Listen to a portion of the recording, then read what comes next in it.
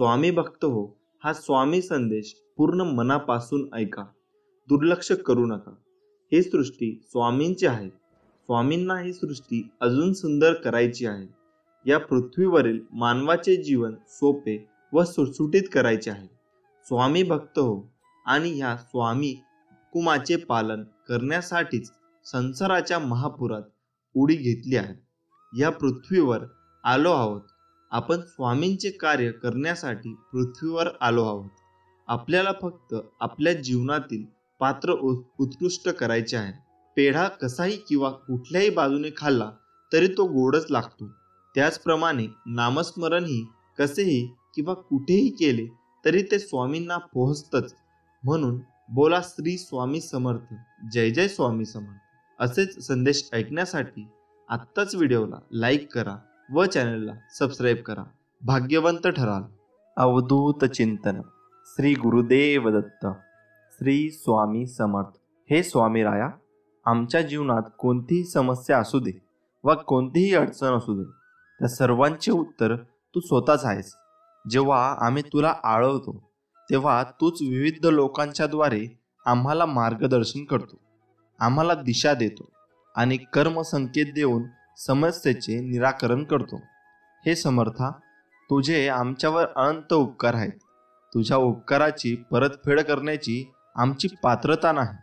आम्हाला फक्त इतकेच वरदान दे की तुझे नाम नित्य आमच्या ओठी असू दे, तुझा ध्यास हृदयात असू दे, कारण तू सोडून आम्हाला कोणीच नाही.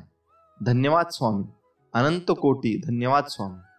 पाय घसरला तेव्हा सावरायला कोणी नव्हते. धाय मोकळून रडले तेव्हा आवरायला कोणी नव्हते. एकटी होती तेव्हा मी आहे एकटीच आताही मी, पण त्या आणि या एकटेपणात आहे खूप फरक. तेव्हाचा एकटेपणा हा होता लादलेला, आत्ताचा आहे मी अंगीकारलेला. तेव्हा गरज होती कोणातरी अश्रू पुसायची, आता सवय झाली अश्रू सवे हसायची. कशाला हव्यात कुबड्या नात्यांच्या ओगीच लादलेल्या नसत्या अपेक्षांच्या, आता नको वाटतो तो गर्दीतला एकटेपणा. उमगला मज आता माझ्यातील मीपणा. आजचे स्वामी बोधन वचन मित्रांनो तुम्ही नक्की ऐका. आजच्या लिलेत स्वामींनी उंदराला जिवंत करून हेच संकेत दिले की जर तुमच्या जीवनात उंदरासारखे उपद्रवी त्रास देणारे माणसं व नकारात्मक घटना घडत असतील तर त्या आपली परीक्षा घेण्यासाठीच आपल्या जीवनात येत आहेत असे समजा. आपण सकारात्मक भावनेवर, ईश्वरीय भावनेवर, स्वामी भावनेवर कितपत स्थिर झालो आहे याचे मोजमाप करण्यासाठी स्वामी त्यांना जिवंत करत असतात. ही अनन्य भक्तीची भावना बाळगा. बघा, एकदा की आपण स्वामी भावनेवर स्थिर झालो मग हे त्रास देणारे व उपद्रवी आपोआप विलीन होतात. मग स्वामी त्यांना पुन्हा जिवंत करत नाही. अशी व्यक्ती वा घटना आपल्या जीवनात पुन्हा कधीच येत नाही. जेव्हा आपण इतरांसाठी प्रार्थना करतो, दुआ करतो, तेव्हा आपली प्रार्थना निश्चितच इतरांसाठी मदतीस म्हणून कार्य करते आणि अशक्य वाटणाऱ्या गोष्टी सहज शक्य होतात. आणि ही समज लक्षात ठेवून जर कोणी दुःखी वा पीडित असेल तर त्यांचे दुःख संकट दूर व्हावे यासाठी आपल्या स्वामींकडे सर्वांचे मंगल हो, सर्वांचे कल्याण हो ही प्रार्थना करायची आहे. त्यांचे दुःख दूर होऊन त्यास समाधान, आरोग्य, ऐश्वर, यश लाभावे म्हणून प्रार्थना करायची आहे. निश्चितच आपली प्रार्थना त्यांच्या जीवनावर सकारात्मक परिणाम घडवून आणेल आणि कर्माच्या विज्ञानाप्रमाणे आपल्या जीवनात सुद्धा हजारो पटीने वाढून मिळेल. मित्रांनो, काही लोक म्हणतात महाराज भेटतात का? होय, भेटतात. अगदी जसे आपण एकमेकांना भेटतो तसे भेटतात व अगदीच गरज असल्यास बोलतात सुद्धा. पण प्रश्न असा उरतो, महाराज मलाच का बरे भेटत नाही? याकरता प्रत्येकाने आत्मपरीक्षण करणे गरजेचे आहे. आपली सर्वाधाने पुनर्वम भगवान श्री स्वामी समर्थ महाराज व पर्यायाने प्रभू गुरुमाऊलींवर निष्ठा आहे का? आपल्या हातून श्री स्वामींची वैयक्तिक सेवा किती होते? आपल्या सेवेत नियमितपणा आहे का? श्री स्वामींचे विश्वव्यापी सामुदायिक सेवेत आपला सहभाग किती? आपण दुसऱ्यांवर टीका करण्यात किती वेळ घालवतो? आपली श्रद्धा शुद्ध, सात्विक व निखळ आहे का? या सर्व बाबींचा विचार आपण केल्यास महाराज आपल्याला भेटतील की नाही हे आपल्याला समजू लागेल. हे कायम लक्षात ठेवा. आपल्या स्वामींनी आपणास भिवू नकोस, मी तुझ्या पाठीशी आहे. हे अभय वचन दिलेले आहे. याचे स्मरण करत स्वामी माझे चांगलेच करत आहे. स्वामींच्या प्रेमाच्या शक्तीने संरक्षण कवच माझ्या भोवती सतत आहे. या विश्वातील कोणतीही अशुभ शक्ती, नकारात्मक शक्ती मला स्पर्श करू शकत नाही. ही अतूट अभेद्य विश्वास ठेवत हृदयातून येणाऱ्या स्वामी हुकुमांचे पालन करत स्वामींना अपेक्षित आनंदी जीवनाची अभिव्यक्ती करावयाची आहे. श्री स्वामी समर्थ. दुःख कोणाला नाही आहे. श्रीरामालाही वनवास भोगावा लागला, सीतेला पण अग्निपरीक्षा द्यावी लागली. त्यांच्यापुढे तुम्ही आम्ही कोण आहोत? जसं धुक्यामागे सुंदर निसर्ग असतो ना, तसंच दुःखामागेही सुख असते. ते दिसायला थोडा उशीर लागतो एवढं, पण उशिरा मिळालेलं फळ नेहमी गोड असतं. हे लक्षात घ्या. देवांवर श्रद्धा, विश्वास आणि प्रेम असेल ना, तर देव तुम्हाला एकटं कधी टाकणार नाही. ही सृष्टी स्वामींची आहे. स्वामींना ही सृष्टी अजून सुंदर करायची आहे. या पृथ्वीवरील मानवाचे जीवन सोपे, सुटसुटीत करायचे आहे. स्वामी बघतो आम्ही या स्वामी हुकुमाचे पालन करण्यासाठीच संसाराच्या महापुरात उडी घेतली आहे. या पृथ्वीवर आलो आहोत. आपण स्वामींचे कार्य करण्यासाठी पृथ्वीवर आलो आहोत. आपल्याला फक्त आपल्या जीवनातील पात्र उत्कृष्टरित्या प्राप्त व जीवनातील पात्र उत्कृष्ट करायचे आहे. अनन्य भक्ती आणि अतूट अभेद्य श्रद्धेने, भावनेने भारलेले आपले कर्म करायचे आहे. हे स्वामींचे वचन आहे. दिवा स्वतः जळत राहतो. त्याच्या शांतमंद अशा प्रकाशामध्ये भगवंताचे सुस्वरूप, की जे पाहिल्यावर डोळ्यांना सुख वाटावे, तेही दिसते. आणि शिवाय गाभाऱ्यातील अंधार नाहीसा होतो. भक्ता, तुझ्या शरीररूपी गाभाऱ्यातला मनातल्या वेगवेगळ्या शंकांचा अंधार तू स्वतः दिवा घेऊन जर तुझ्या चिंतांत प्रकाशात पाडलास, तर तुझ्या स्वार्थरूपी मनाचा म्हणजेच त्या अंधाराचा नाश होऊन तुला सुंदर एक पवित्र शुद्ध असे पीठ दिसायला लागेल. त्याची तुझ्यामध्ये आवड निर्माण होऊन तू या सुंदर भक्ती मार्गामध्ये येशील. एकदा का तू या अंधारातल्या मनातल्या प्रकाशात येण्यासाठी म्हणून हट्ट केलास आणि तो हट्ट करून या स्वामीरायाची चाकर म्हणून सेवा करण्याची जिद्द ठेवलीस, तर सद्गुरूंचे रूप सुस्वरूप होऊन तुझ्या पुढे सतत भासमान होऊ लागेल आणि तू या भक्ती मार्गातून गुरुमार्गाचा महान मार्ग शोधशील. क्षणार्धात लख प्रकाश पडावा अशी स्थिती होऊन तू शोधत असलेला गुरुमार्ग तुला दिसू लागेल. एखाद्या प्रचंड सागरामध्ये जीवन नौका पुढे सरकावी तशी तूही हा करशील. त्या सागराच्या क्षितिजावर तेजाचा दिव्य आता तेजोमय निधी ज्ञान रूपाने उगून तुला अनंत प्रकाशाचा लाभ होईल. श्री स्वामी समर्थ. सुखातही सद्गुरूंची आठवण व्हायला पाहिजे. दुःखात तर त्यांची आठवण होतच असते. अशी आठवण जर होऊ लागली तर मग आणखी एक पटते की आपली सगळे सुखे आणि दुःखे त्यांनी स्वीकारले आहेत. एकदा त्यांनी स्वीकारले आहे म्हटले की मग आपण चिंतारहित होतो. करून बघा हा प्रयोग. आपण एकदम शांतच होतो. डोक्याला काही ताप उरत नाही. मग फक्त आला दिवस वाट्याला आलेली कर्तव्य सांभाळून व त्यांचे स्मरण ठेवून आनंदाने घालवायचे.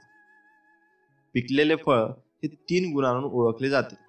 एकतर ते नरम होते, दुसरे ते अतिशय गोड लागते व तिसरे म्हणजे त्याचा रंग बदलतो. त्याप्रमाणे परिपक्व माणसाची ओळख सुद्धा 3 गोष्टीवरून करावी. प्रथम, त्यात नम्रता असते. दुसरे, त्याच्या बोलण्यात गोडवा असतो. तिसरे म्हणजे त्याच्या चेहऱ्यावर जबरदस्त आत्मविश्वास असतो. श्री स्वामी समर्थ हा एक मंत्र शक्ती. फक्त एवढाच मंत्र रोज घरातील सर्वांनी जपल्यास जसा जसा जप वाढत जातो तसतशी परिस्थिती सुधारत जाते व 6 लाख झाल्यावर या जपाची प्रचिती येऊ लागते. या जपाने पैशांचे मार्ग तर मिळतातच, परंतु मुख्य संततीविषयीची चिंता मिटते व मुलांमध्ये सुधारणा दिसू लागते. इतकेच नव्हे तर पुढील घडणाऱ्या घटनांची आगाऊ सूचना मिळत राहते. सज्जनांना सहवास घडतो. धार्मिक ग्रंथाचे वाचन घडत राहते. चेहऱ्यावर एक दैवी तेज दिसून येते. असा हा सहज सुलभ जप आपण करावा अशी माझी प्रत्येकास नम्र विनंती आहे.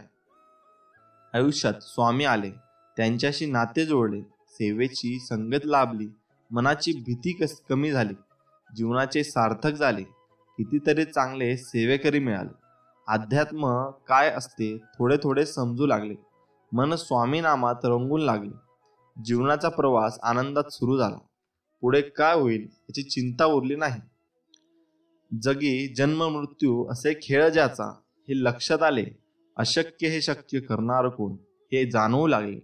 या सर्वांच्या पाठीशी उभा आहे कोण, हे प्रत्यक्षात दिसू लागले. आता जीवनाचे एकच लक्ष, स्वामी सेवेत राहणे. रुसला असाल तर कुणावर माफ करा. नाराज मनाचा फळा थोडा साफ करा. घेऊन हातात थोडं त्यांच्याजवळ बसा. विसरून भूतकाळाला थोडं गोड हसा. काहीच फायदा नसतो तुझं माझं करताना. परक्यांना पाहिलं का कधी तुम्हाला साठी हरताना. वर्षामागोमाग वर्ष जातात सरून. बोलायचं राहून जातं आणि माणसं जातात मरून. खरंच रुसला असाल तर माफ करा. नाराज मनाचा फळा थोडा साफ करा. श्री स्वामी समर्थ.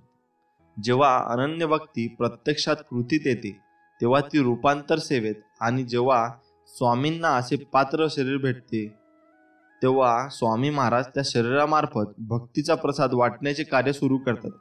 त्या शरीरामध्ये भक्ती विकास, साहस, रचनात्मका, कृतज्ञता आदी ईश्वरीय सून चमकतात. या शरीराला सेवेकरी असे म्हणतात. नदीच्या प्रवाहाजवळ गेल्यावर तिचा संदपणा व खळखळाट जाणवतो, परंतु तिच्यापासून काही अंतरावर, दूरवर अथवा उंचीवर गेल्यावर तिची स्थिती स्थिर व गतिहीन दिसते.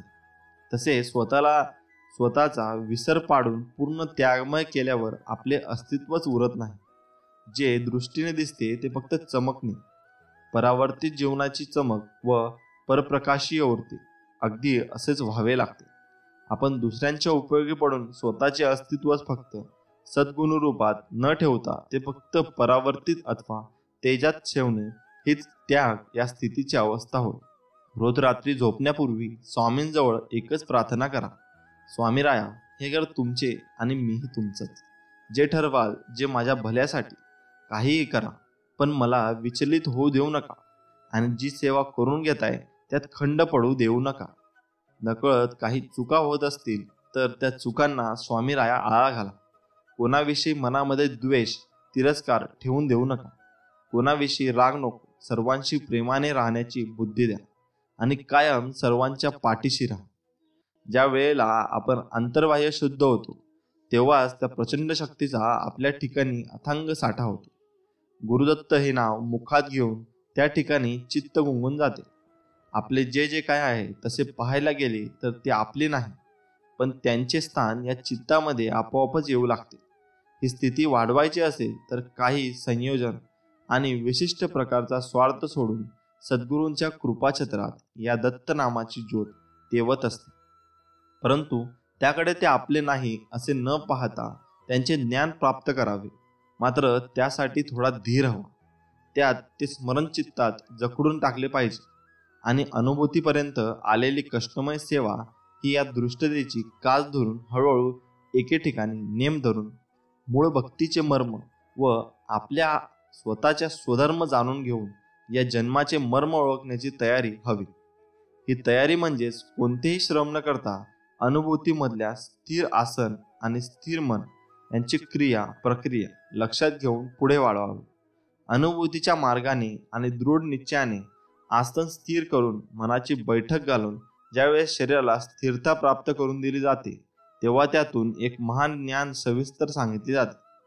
यासाठी दृढतेची कास धरून त्याच्यावर प्रचंड गाढ विश्वास ठेवून हा आनंदाचा साठा दत्त या नामाने तुला त्यांच्यापर्यंत नेऊन पोहोचवेल आणि मग तुला आरामाची गरज भासणार नाही. जो इतरांना संपवण्याची तयारी करतो तो स्वतःला वाचवण्यात कमी पडतो, आणि जो दुसऱ्याला वाचवण्याचा प्रामाणिक प्रयत्न करतो तो स्वतः कधीच संपत नाही. हीच नियती आहे. माणसाला दुसऱ्याची वाट लावता लावता स्वतःची वाट केव्हा लागते हे कळत सुद्धा नाही. म्हणून दुसऱ्याची वाट लावण्यापेक्षा स्वतः चांगल्या वाटेला लागा. कोणाची वाट लावण्यापेक्षा वाट दाखवण्याचे कार्य करा. माणसाचा दर्जा हा जात आणि मिळकतीवरून न ठरत नसतो, तर तो विचारांवरून ठरत असतो.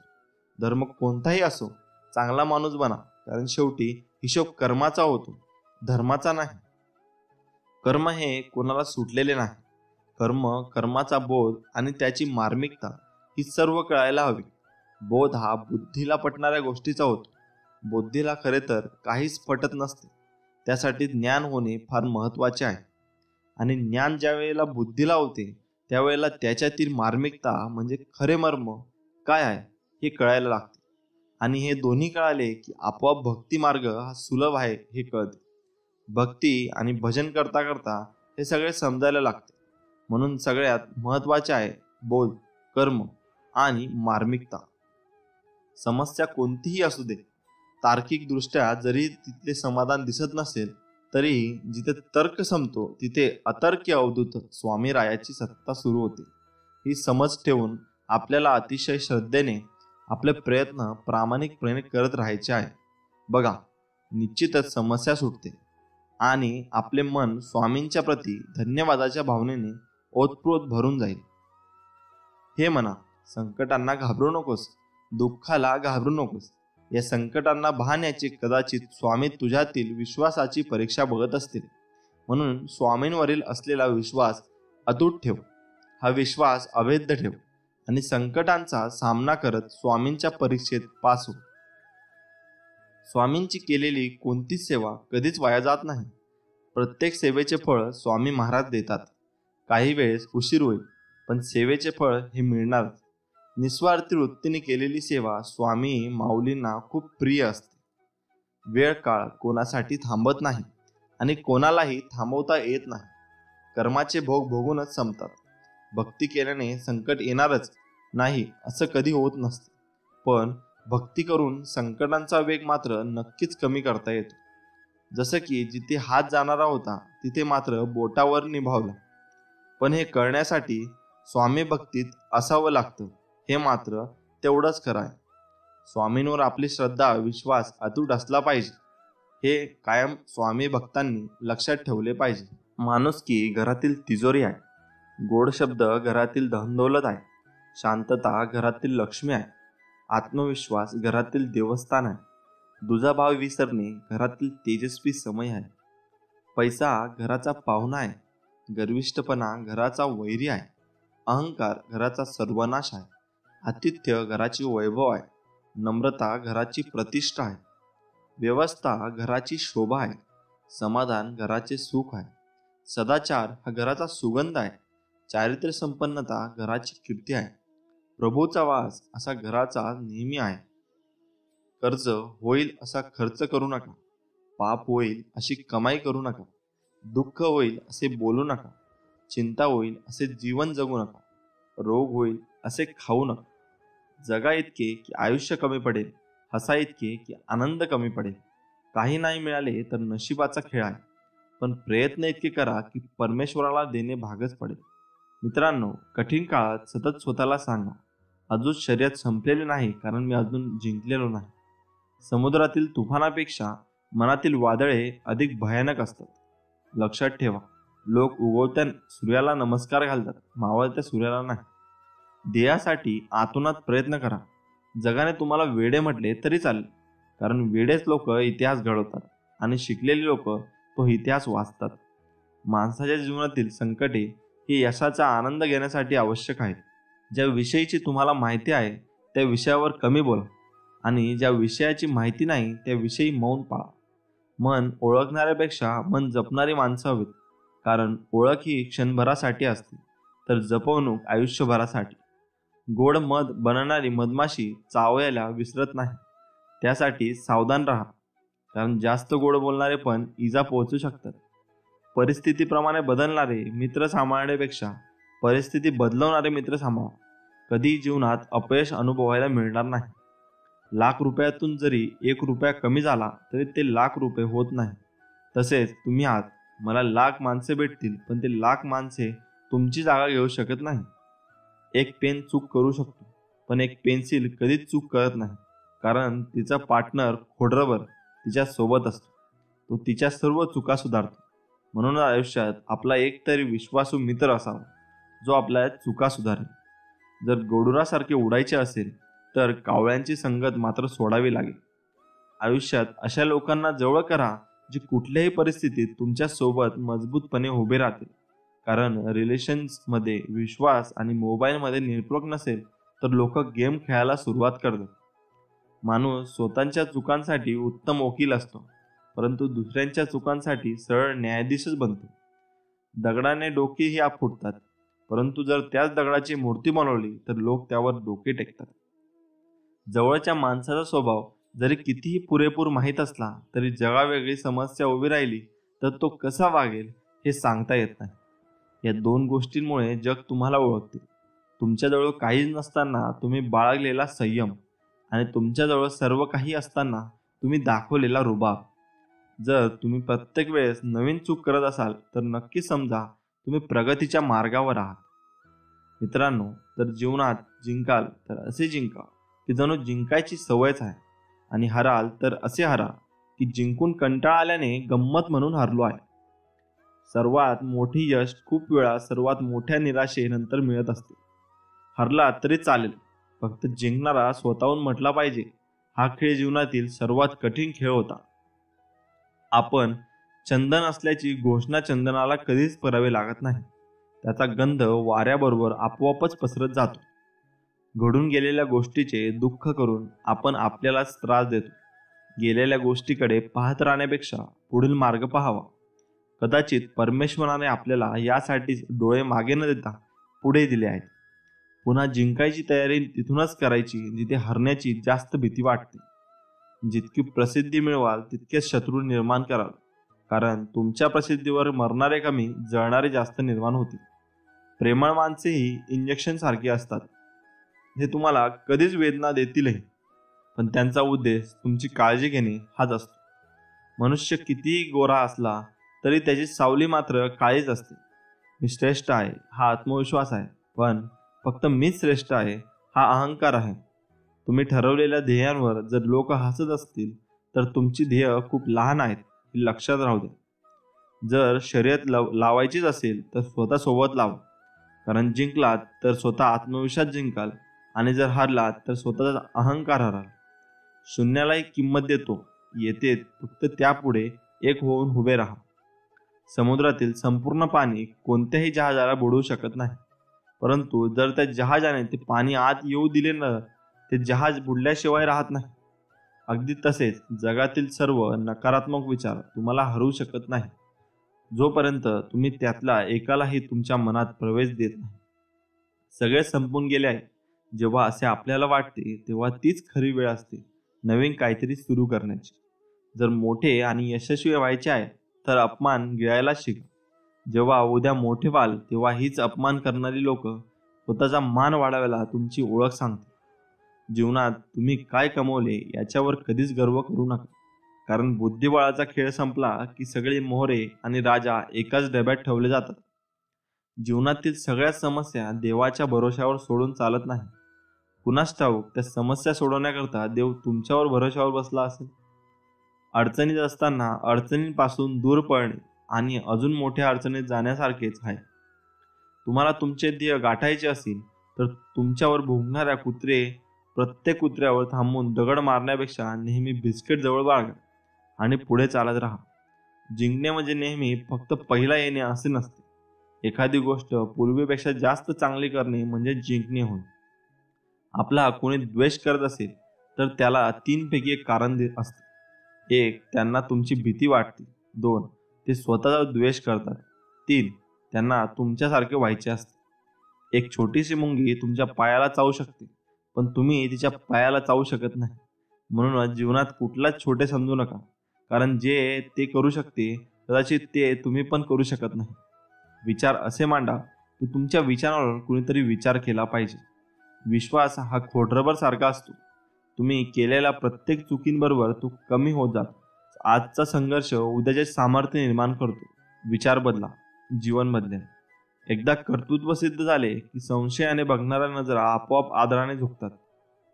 यशस्वी होण्यासाठी तुमची यशस्वी होण्याची इच्छा अपयशी होण्याच्या भीतीपेक्षा अधिक प्रबळ असली पाहिजे.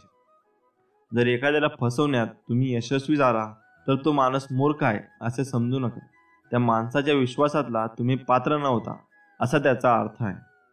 खूप कमी लोक आपल्या जीवनात सुख आणि आशीर्वाद घेऊन येतात, पण खूप जास्त लोक आपल्याला कटू अनुभव आणि शिकवून देण्यासाठी येतात. जर दुसऱ्यांच्या चुका शोधायला मेंदू लागतो तर आपल्या चुका मान्य करायला काळीज असावी लागते.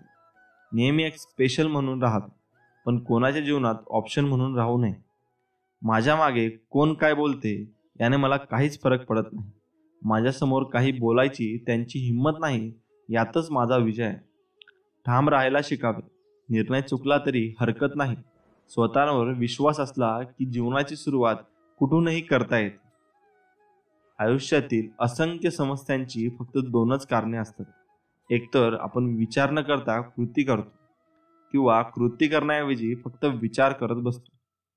पायाला स्पर्श करून जाणाऱ्या त्याच लाटा असतात ज्या मोठ्या मोठ्या बोटी बुडवण्याचे सामर्थ्य ठेवतात. प्रत्येक क्षणाचा आनंद घेऊन जगा, कारण गेलेली वेळ परत येत नाही आणि येणारी वेळ कशी असेल सांगता येत नाही. कितीही विपरीत परिस्थिती असू द्या, मनुष्य श्वास घ्यायला विसरत नाही. तो कोठून तरी हवेचा स्रोत शोधतोच आणि श्वास घेतल्याशिवाय राहत नाही. त्याचप्रमाणे यशाची ओढ लागलेला मनुष्य कितीही विपरीत परिस्थितीतून यश खेचून आणतोच.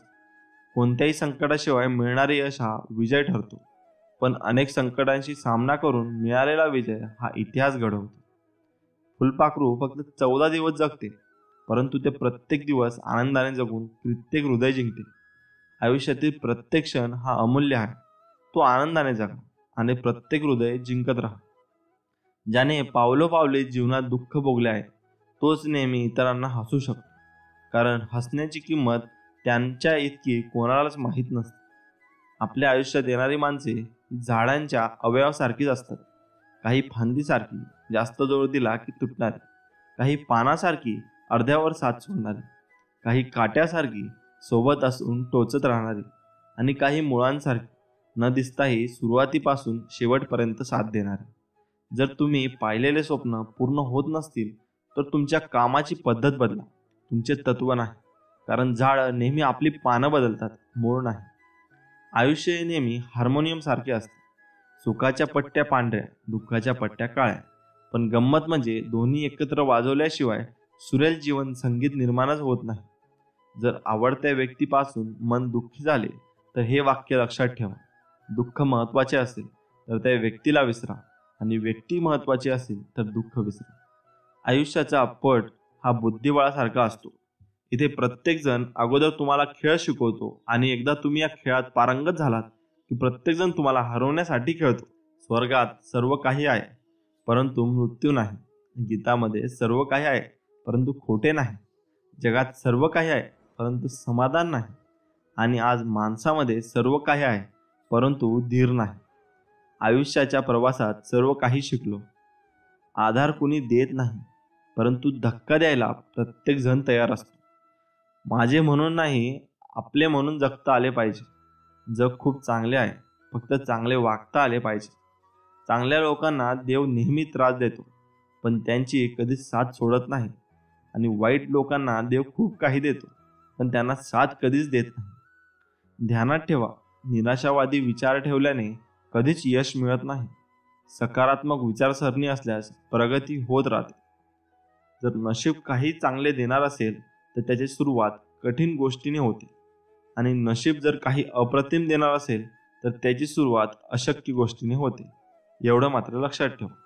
जर जमलेले अगदी पांढरे शुभ्र दही पाहिले तर तोंडाला पाणी सुटते, आणि त्या दह्याला खाण्याची खूप प्रबळ इच्छा होते.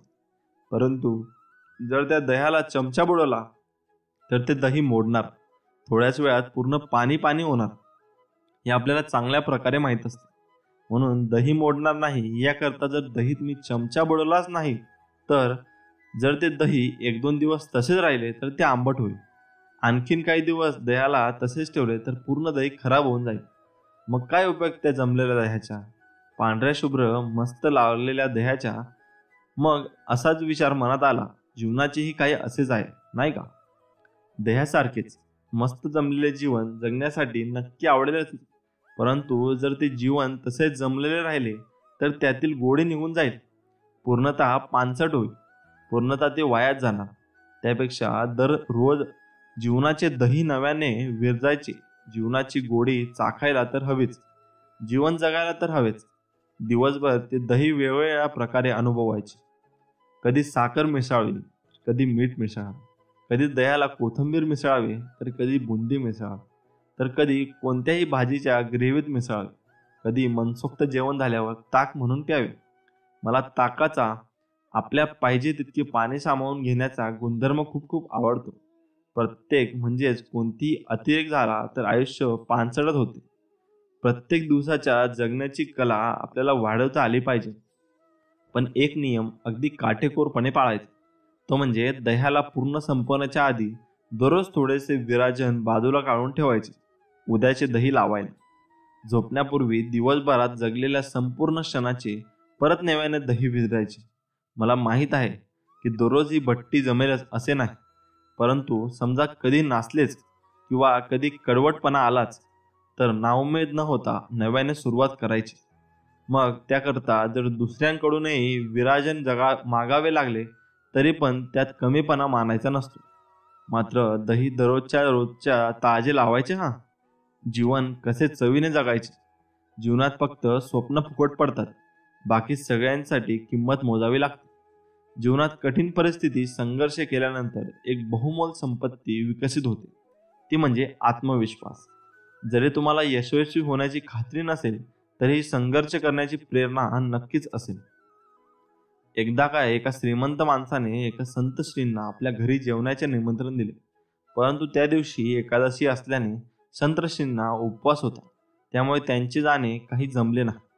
श्रीमंत माणसाच्या निमंत्रणाने मान ठेवण्यासाठी संतश्रींनी आपल्या 2 शिष्यांना त्या श्रीमंत माणसाकडे जेवण करण्यासाठी पाठवून दिले. परंतु जेव्हा ते 2 शिष्य श्रीमंत माणसाकडून जेवण करून परत आश्रमात आले तेव्हा त्यातला एक शिष्य दुःखी आणि दुसरा प्रसन्न होता. संतश्रींना त्यांना पाहिले तर थोडे आश्चर्य वाटले. म्हणून संतश्रींना एका शिष्याला विचारले, बाळा, इतका का दुःखी आहेस? घरमालकाकडून काही चुकले का? की जेवणात काही फरक केलात का? नाही गुरुवार. मग त्यांनी बसण्यात फरक केला का? नाही गुरुवार. घरमालकाने दक्षिणमध्ये काही फरक केला का? नाही गुरुवार. दक्षिणाबरोबर 5 रुपये मला आणखी 5 रुपये दुसऱ्याला दिले. आता तर संतश्रींना आणखीच आश्चर्य झाले आणि शिष्यांना विचारले, मग काय कारण आहे जो तू इतका दुःखी आहेस? तेव्हा दुःखी शिष्य बोलला, गुरुवार, मी तर असं विचार करायचो की ते मान्यवर खूप श्रीमंत आहेत, कमीत कमी 21 रुपये दक्षिणा देतील, परंतु त्यांनी 5-5 रुपये दिले, म्हणून मी दुःखी आहे. संतश्रींना दुसऱ्याला विचारले, तू इतका का प्रसन्न आहेस? तेव्हा दुसरा म्हणाला, गुरुवार, मला माहीत होते की ते श्रीमंत माणूस खूप कंजूस आहेत, 1 रुपयापेक्षा जास्त दक्षिणा देणार नाहीत, परंतु त्यांनी 5 रुपये दिलेत, म्हणून मी खूप प्रसन्न आहे. मित्रांनो, आपल्या मनाची हीच अवस्था आहे. संसारात घटना या समान रूपी घडत असतात, परंतु कुणी त्या घटनांद्वारे सुख प्राप्त करीत असतो तर कुणी दुःखी होत असतो. परंतु खरे तर दुःख अथवा सुख हे आपल्या मनाच्या स्थितीवर अवलंबून असते. म्हणून इच्छा पूर्ण झाली नाही तर दुःख आणि इच्छा पूर्ण झाली तर सुख. परंतु जर कोणात कोणतीच इच्छा नसेल तर आनंदच आनंद. लोक ज्या शरीराला सुंदर समजतात मेल्यानंतर तेच शरीर सुंदर का वाटत नाही, त्याला घरी न ठेवता जाळून का टाकतात. ज्या शरीराला सुंदर मानतात फक्त त्याची त्वचा काढून टाका, तेव्हा वास्तव दिसेल की आता काय आहे. आता फक्त रक्त, रोग, मळ आणि कचरा भरलेला आहे. मग हे शरीर सुंदर कसे असेल? शरीरातील कोणतीही सुंदरता नाही. तर सुंदर असतात ते व्यक्तीचे कर्म, त्यांचे विचार, त्यांची वाणी, त्यांची वागणूक, त्यांचे संस्कार आणि त्यांचे चारित्र्य. ज्याच्या जीवनात हे सर्व आहे तोच व्यक्ती जगातील सर्वात सुंदर व्यक्ती आहे. हे नेहमी मित्रांनो लक्षात ठेवा. आपल्याकडे जे आहे त्यात सुखी राहायला कायम लक्षात ठेवा. वर्तमानातून सुख घेण्याचा प्रयत्न करा.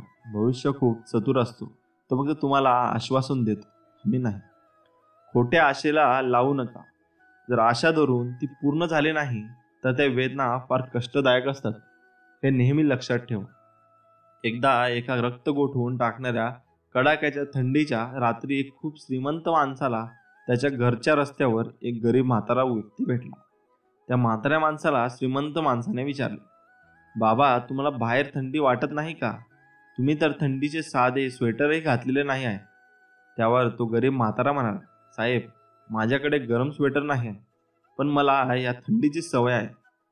श्रीमंत माणूस म्हणाला, ठीक आहे, आता मी घरी जातो आणि तुमच्यासाठी घरून एक चांगले गरम स्वेटर घेऊन येतो.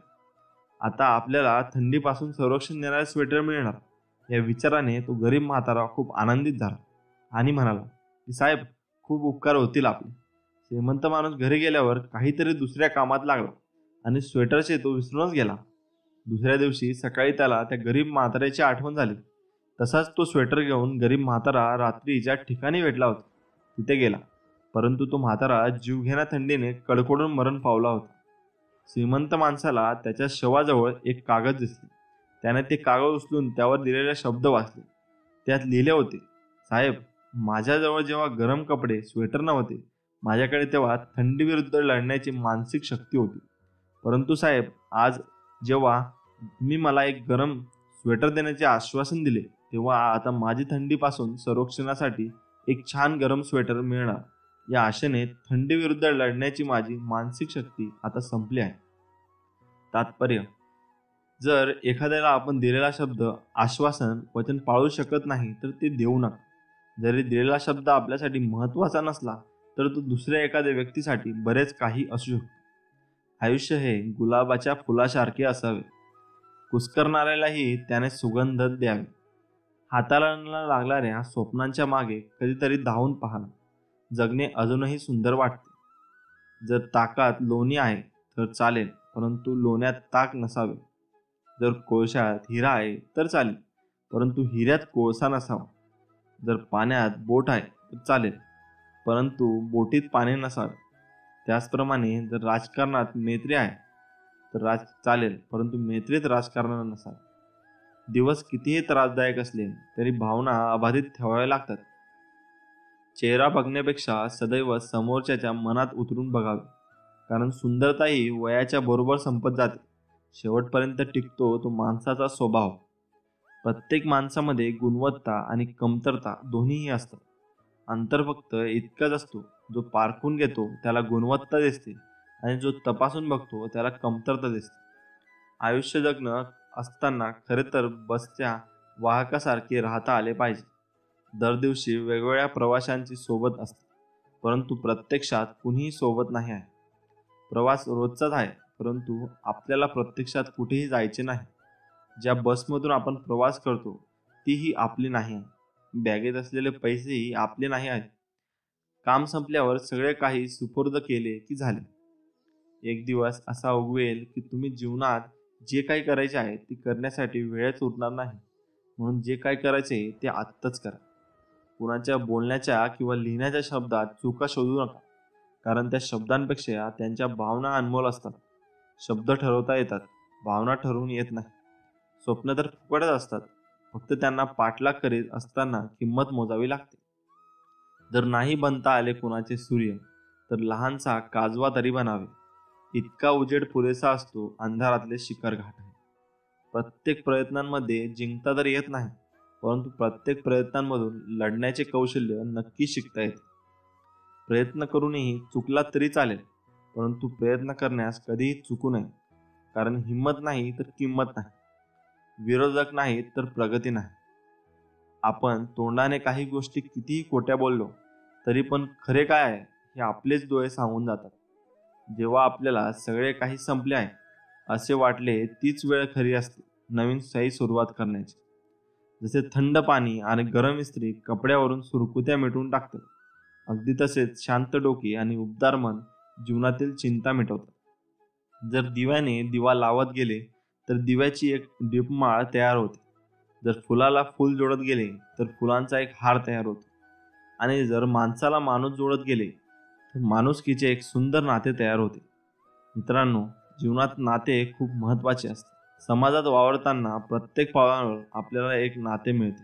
माणूस या जगात येताच नातेच आपोआपच बनतात आणि नाते जपण्यासाठी आपण जन्मताच आई वडील, काका काकू आणि आजी आजोबा असे नाते मिळतात. जसे आपण मोठे होतो तसतसे काही नवीन नाते जीवनात बनतात. आपण कोणत्याही नात्याचे महत्त्व एका शब्दात मांडता येत नाही, तरी पण माझ्या वाचनात आलेले काही नाते त्यांचे महत्त्व तुमच्यासोबत शेअर करत आहे आणि मला विश्वास आहे की तुम्हाला ते नक्कीच आवडेल. आणि जीवनात नाते सांभाळणे किती गरजेचे आहे हेही कळणार. तर मग वाचायला सुरुवात करूया. चला.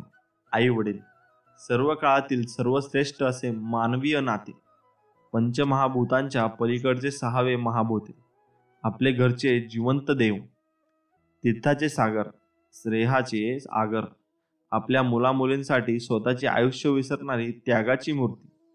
आपण जन्माला येण्या अगदीपासूनच आपल्यावर प्रेमाचे सिंचन करणारे, प्रेम आणि काळजी घेणारे, आपल्या सुखमय भविष्याची काळजी करणारे, आमचे स्वप्न पूर्ण करण्यासाठी स्वतःच्या स्वप्नांची होळी करणारे नाते म्हणजे आपले आई वडील.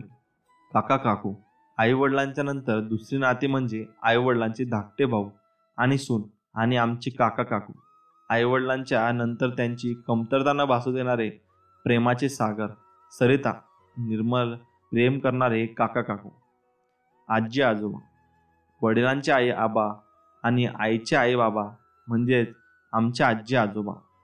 आमची जीवनबाग फुलवणारे माळे, आम्हाला भरपूर लाड करणारे, नेहमी आमची बाजू घेणारे, आमची चूक असतानाही आमच्या बाजूने उभे राहणारे, आमची चूक लक्षात आणून आम्हाला योग्य मार्ग दाखवणारे, आपले बालपण आपल्यात बघणारी प्रेमाची मूर्ती. बहीण, बहीण आईची सावली, घरात उत्सव सण साजरे करण्यात अग्रसर आणि उत्सवाने सण साजरा केल्याने आनंदी होणार, संपूर्ण कुटुंबात प्रेमाचा स्नेहाचा सुगंध पसरवणारी, आयुष्यात कशीही परिस्थिती आल्यावर आपल्या चांगुलपणाचा विचार करणारी आपली हितचिंतिका, आपल्यासोबत भांडणारी पण आपल्यावर जीवापाड प्रेम करणार म्हणजेच आपली लाडकी बहीण. भाऊ, भाऊ आपल्याला हिंमत देणारे हक्काचे व्यासपीठ, आपली ताकद, सामर्थ्य, सुरक्षा यांच्या निसर्गाने दिलेला एक नैसर्गिक आवरण, आपल्या शक्तीचे कवच कुंडल, आपल्या आवाजातील मजबूतपणा.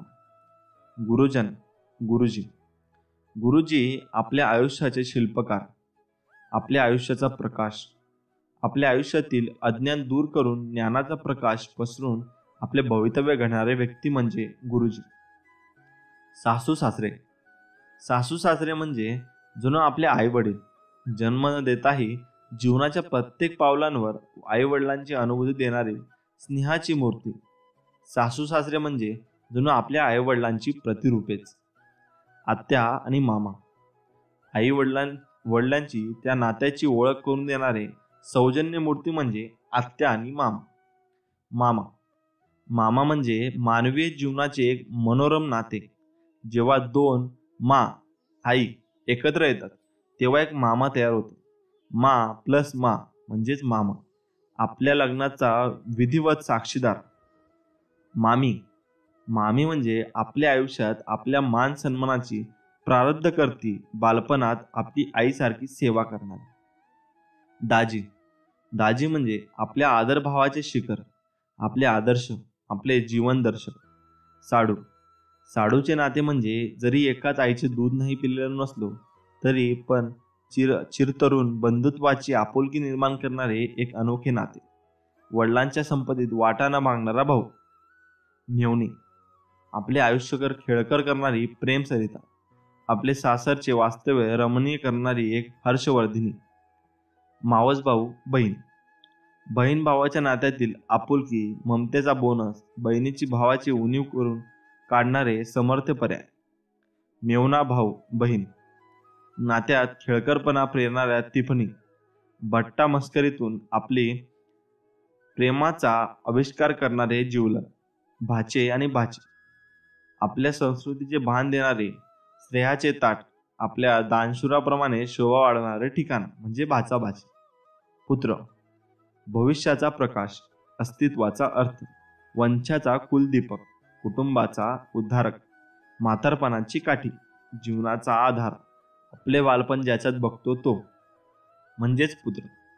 मुलगी, पहाटेचे देव, वात्सल्याचे विर्जन, ममतेचे खोट नसणारी स्नेहनंदिनी, पवित्र प्रीतीचं प्रेममय झुळूक, मायेला वाळवी लागत नाही अशी वात्सल्य रूपा, जीवी माया कधी शिळी होत नाही अशी अक्षय प्रेमज्योती म्हणजेच मुलगी.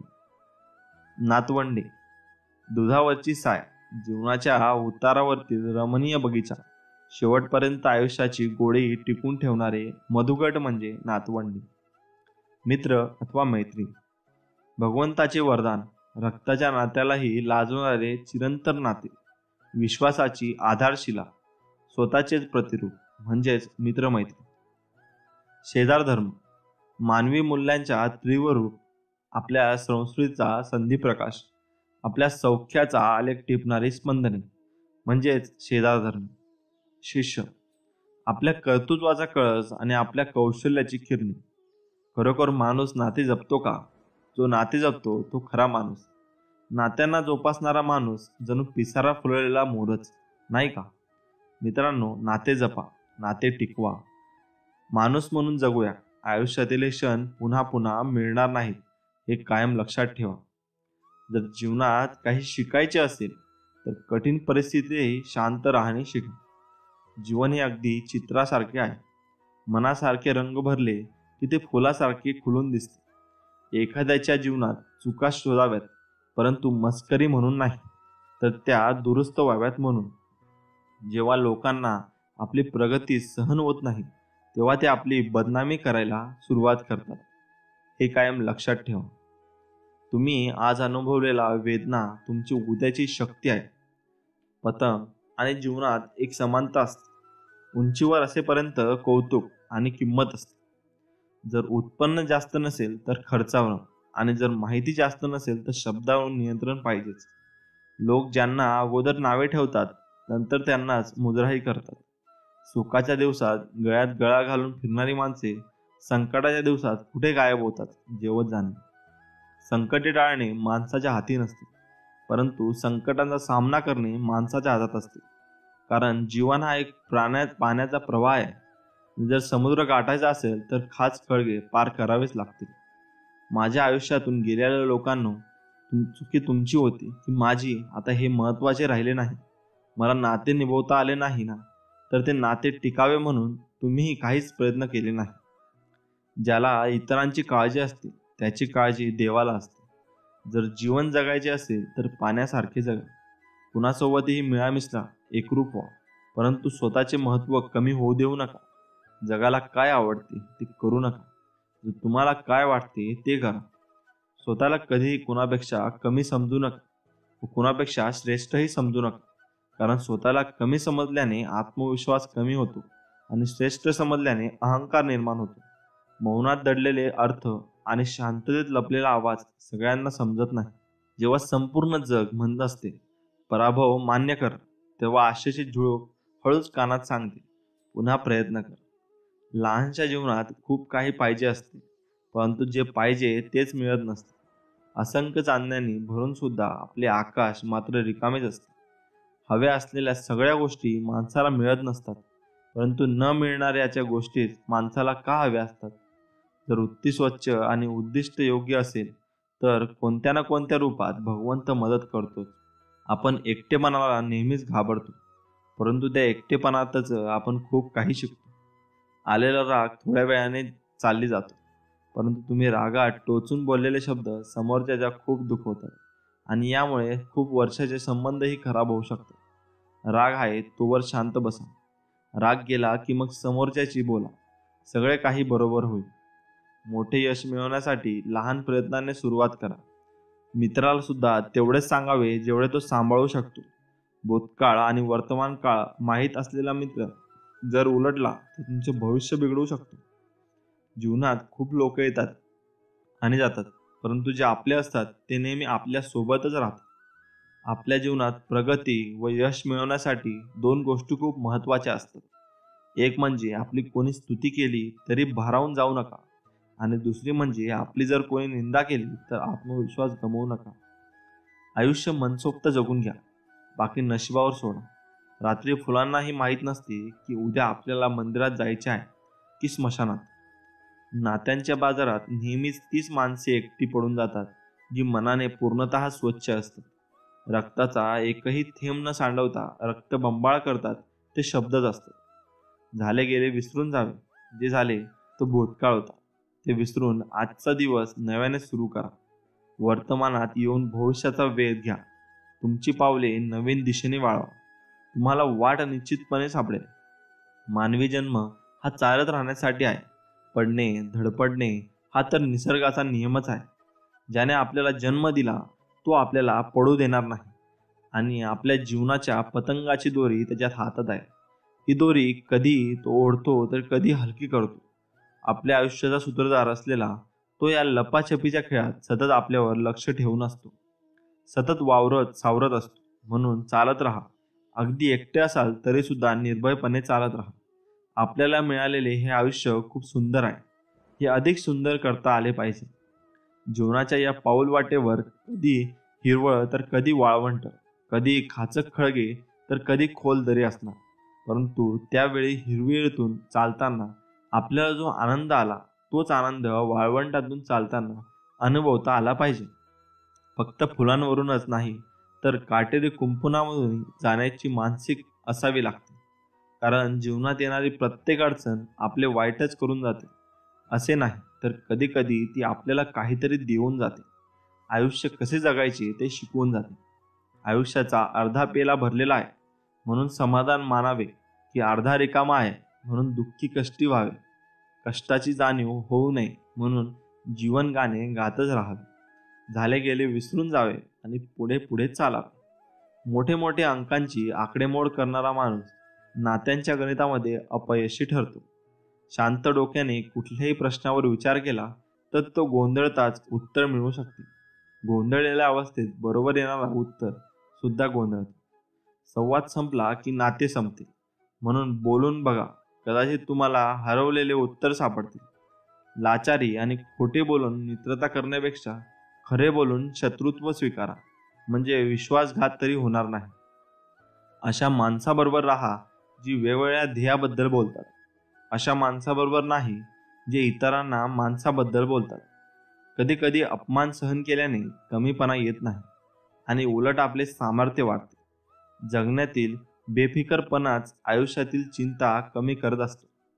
तव्यावरची भाकरी जोपर्यंत उलटसुलट करून भाजत नाही तोपर्यंत ती फुलत नाही. तसेच जीवनाचे आहे. दुःख दुःखाचे झटके तोपर्यंत बसत नाही तोपर्यंत ते जीवन फुलत नाही. नात्यात राजकारणी असला तर हरकत नाही, पण नात्यात राजकारण नको. काही शब्द असे असतात की ते नेहमी एकत्र राहावे असे वाटते. काही नाती एवढी गोड असतात की ती कधीच संपू नयेत असे वाटते. आणि काही माणसे एवढी आपली असतात की ती नेहमी आपलीच असावीत असे वाटते. असा एक मित्र पाहिजे जो कधी कधी तिड्यात, कधी कधी कोड्यात, तर कधी कधी गोळेत बोलणारा असावा. असा मित्र पाहिजे कधी सुखाला वाटणारा, कधी दुःखाला वाटणारा, कधी समजून घेणारा तर कधी समजावून सांगणारा. असा मित्र पाहिजे कधी आपलासा करणारा, कधी आपले शत्रू पुसणारा, तर कधी कधी हक्काने रागवणारा. असा मित्र पाहिजे नेहमी मनातलं समजणारा, सदैव हृदयात राहणारा, तर कधी गालातल्या गालात हसणारा. असा मित्र पाहिजे योग्य ती वाट दाखवणारा, तर कधी कौतुकाने पाहणारा, संकटात हात देणारा. असा मित्र पाहिजे ओठांवर हास्य आणणारा, कधी डोळे वटारणारा, चुकले तर कान धरणारा. असा मित्र पाहिजे जीवाला जीव देणारा, कधी भाव खाणारा तर कधी भाव देणारा.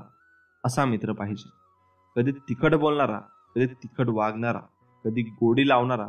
असा मित्र पाहिजे दुधाच्या खव्यासारखा, मंजूळ पाव्यासारखा आणि जीवनभर साथ देणारा. असा मित्र पाहिजे अगदी तुमच्यासारखा.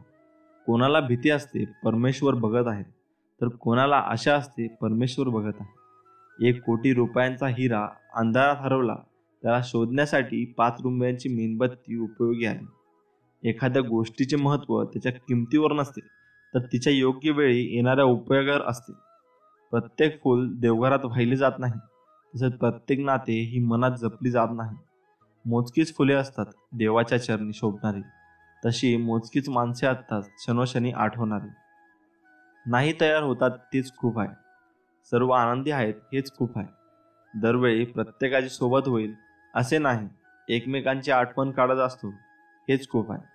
काळ जात राहतो, परंतु काळजात राहते ती आयुष्याची खरी नाती. कोणासाठीही वेळ नाही इतके व्यस्त होऊ नये आणि कुणीही गृहीत धरावे इतके स्वस्त होऊ नये. बोलून मूर्ख होण्यापेक्षा निशब्द होऊन सगळे पाहण्यात समाजदारी आहे. एक काळ असा होता, कोणाला जरी तुम्ही फक्त स्टेशनवर सोडायला गेलात तरी माणसांचे डोळे पाणावत होते. आता स्मशनात सुद्धा डोळे ओले होत नाही. कधी कधी वाचलेल्या पुस्तकांपेक्षा भेटलेली माणसं खूप काही शिकून जातात. आयुष्य जगताना जगाचा अधिक विचार करू नका, कारण त्यांच्याकडे काही नाही त्याला हसते आणि त्याच्याकडे सर्व काही आहे त्याच्यावर जळते. छापलेल्या पुस्तकांचे लेखक अनेक असतात, परंतु मिळालेल्या अनुभवांचे लेखक आपण स्वतः असतो. विजयाचा झेंडा फडकवायचा असेल तर वेळोवेळी यशाचे फटाके फोडावे लागतात. चैतन्य आणि उत्साह सतत ठेवायचा असेल तर आनंदाचा फराळ वाटावा लागतो.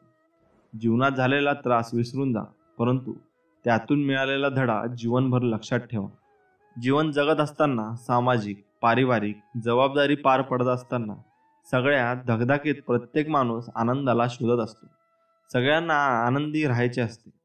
आयुष्यात सुख दुःखाचे प्रयत्न येत असतात. माणूस दुःखी झाल्यावर बाह्य रूपाने आनंदाला शोधण्याचा प्रयत्न करीत असतो, जसे कुणासोबत बोलणे, गाणे ऐकणे इत्यादी. पण हे सगळे मार्ग थोडा वेळ आपल्याला तो दुःख विसरायला मदत करीत असतात. परंतु नेहमी सांगितले जाते की नेहमी आनंदी राहण्यासाठी आनंदाला स्वतःमध्ये शोधावा लागतो. मी काही टिप्स देत आहे. मला विश्वास आहे की हे टिप्स तुम्हाला आनंदी ठेवण्यात नक्कीच मदत करतील. सकाळी लवकर उठल्यावर आपल्या मनाशी 5 ते 10 वेळा म्हणा की आज दिवसभर काहीतरी माझ्यासोबत काहीतरी चांगलेच घडणार आहे. आवडीचा संगीत ऐका. संगीतामध्ये उत्साह जागृत करण्याची शक्ती आहे. आपल्या आवडीचे संगीत बॅकग्राऊंडला चालू असू द्या.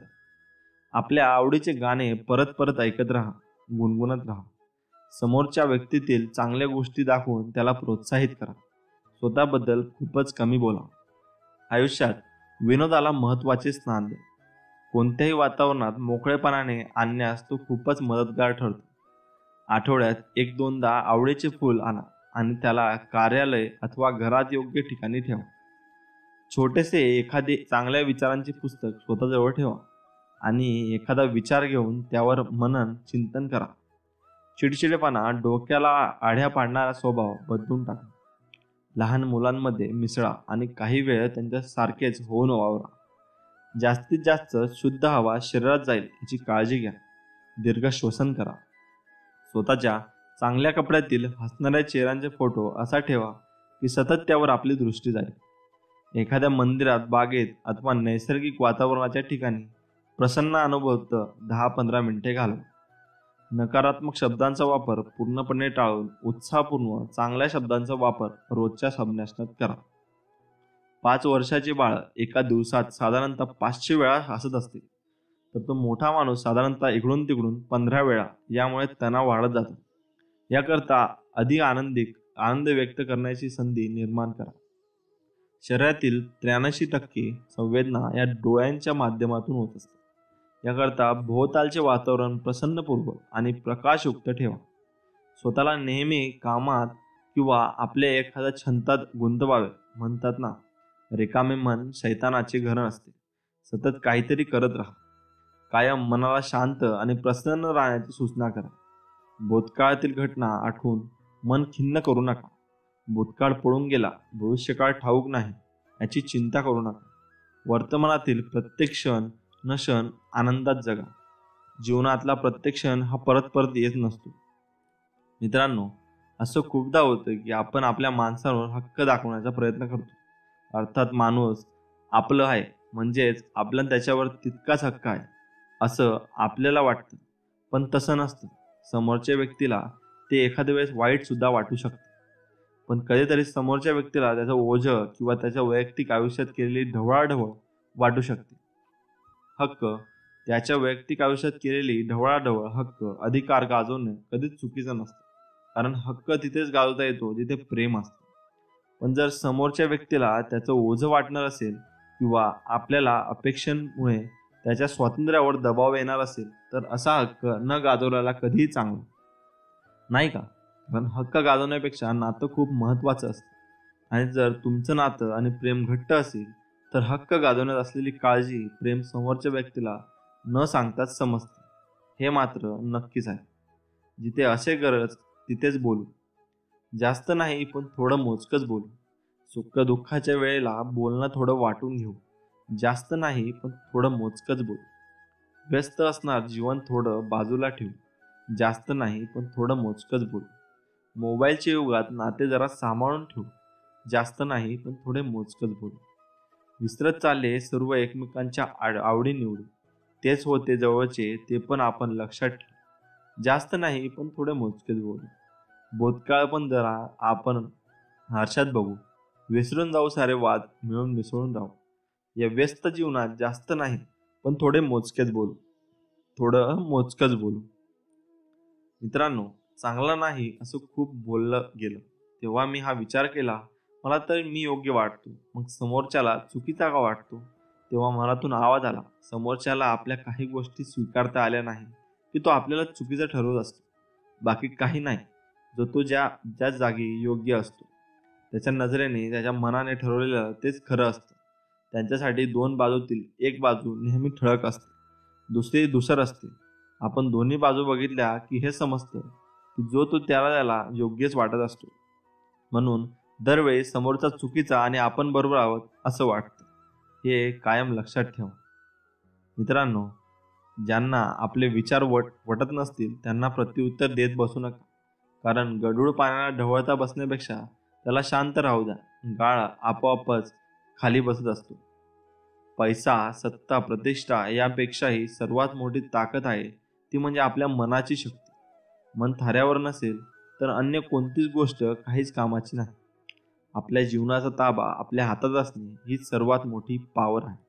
आपल्या चांगल्या गोष्टी चोरणारी, फसवणारी माणसं भोवताली आहेतच, पण ते फक्त तुमच्या वस्तू वा कलाकृतीचा चोरू शकतात. त्या निर्माण करण्याची तुमच्यातली कला, शक्ती, ती मिळवण्यासाठी तुम्ही केलेली साधना, हे सगळं त्यांना कधीच चोरता येणार नाही. हे पण मात्र तेवढंच खरं आहे. मित्रांनो, इतरांना तुम्हीच कधीच बदलू शकत नाही. त्यामुळे जीवनात तुम्हाला जर आनंदी राहायचं असेल तर नेहमी स्वतःला बदला. पावसात एक घटना घडली. झाडावरचं एक घरटं वाऱ्यानं अचानक पडलं. चिमणा चिमणी दोघंजण शब्द संपल्यासारखे बसून होते. रात्र संपवायची वाट बघत होते. दोन्ही बसून राहिले. सकाळी स्वच्छ प्रकाश पडले. चिमणा उत्साहाने म्हणाला, निघूयात, नवीन काड्या आणू. चिमणीच्या डोळ्यात पाणी आलं. चिमणा म्हणाला, अगं वेडे, पाडणं त्याच्या हातात आहे तर भांडणं आपल्या हातात आहे.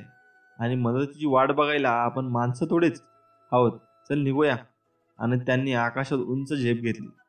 याला म्हणतात जगणं. त्यामुळे कधीच आपलं कष्ट व आपलं कर्म करणं सोडू नका व फळाची अपेक्षा ठेवू नका. एक लोहार दादा ऐरणीवर हातोड्याचे घाव घालत होते. मी त्यांना सहज विचारले, किती वर्ष झाली हातोडा आणि ऐरणीला? लोहार दादा म्हणाले, हातोडे अनेक तुटले, पण ऐरण मात्र तशीच आहे. मी विचारले, असे का? तेव्हा त्यांनी सुंदर उत्तर दिले, घाव घालणारे तुटतात, पण घाव सहन करणारे कधीच तुटत नाही. ते कणखरपणे नेहमी उभे असतात. संत तुकारामांनी सहज लिहिता लिहिता किती छान लिहून ठेवले बघा. बोलावे बरे, बोलावे खरे, कोणाच्याही मनावर पाडू नये चरे. थोडक्यात समजणे, थोडक्यात समजावणे. शब्दांमुळे दंगल, शब्दांमुळे मंगल. शब्दांचे हे जंगल जागृत राहावं. जिभेवरी ताबा, सर्वांत सुखदाता. प्राणी वाणी नानी नासू नये. मित्रांनो, किती छान संदेश दिलाय. जगामध्ये जगमित्र, जिव्हेपासी आहे सूत्र. कोठेतरी सत्पात्र शोधून काढा. जेव्हा एखादे काम मनुष्य समूहामध्ये करत असतो तेव्हा कठोर वाणींचा त्याग करावा लागतो. कारण अशी वाणी दुसऱ्याबरोबर स्वतःचा देखील घात करू शकते. आपण जे पेरतो तेच उगवते, हाच तर नियम आहे. आपण जसे बोलतो तसेच प्रत्युत्तर येणे याचेही भान असावे. हे सूत्र लक्षात आले म्हणजे मन विनाकारण कठोर आणि कडू शब्द बोलले जाणार नाही. हे पण तेवढंच खरं आहे. मित्रांनो, चेहऱ्यावरच्या तुमच्या तेज हे तुमच्या अंतःकरणातील विचारांवर अवलंबून असते. मनात आत्मविश्वास असला की चेहरा तेजस्वी दिसतो आणि मनात इतरांविषयी प्रेम असलं की चेहरा सात्विक दिसतो. मनात इतरांविषयी आदर असला की चेहरा नम्र दिसतो. मनातले हे भावच माणसाला सुंदर बनवत असतात. त्यामुळे मनातील भाव हे कायम तुम्ही नितळ पाण्यासारखे ठेवले पाहिजे. व मित्रांनो, स्वामींवर तुमची अतांत निष्ठा ठेवली पाहिजे व निर्मळ मनाने तुम्ही स्वामींची भक्ती केली पाहिजे. स्वामींचे दररोज नामस्मरण केले पाहिजे. हेच या संदेशाचं सार्थक आहे. मित्रांनो, हा संदेश जर तुम्हाला मनापासून आवडला असेल तर व्हिडिओला लाईक करा व चॅनलला सबस्क्राईब करा, असेच नवनवीन संदेश जाणून घेण्यासाठी व ऐकण्यासाठी. चला तर मग आपण हा व्हिडिओ इथेच समाप्त करूया. अवधूत चिंतन. श्री गुरुदेव दत्त. श्री स्वामी समर्थ. जय जय स्वामी समर्थ.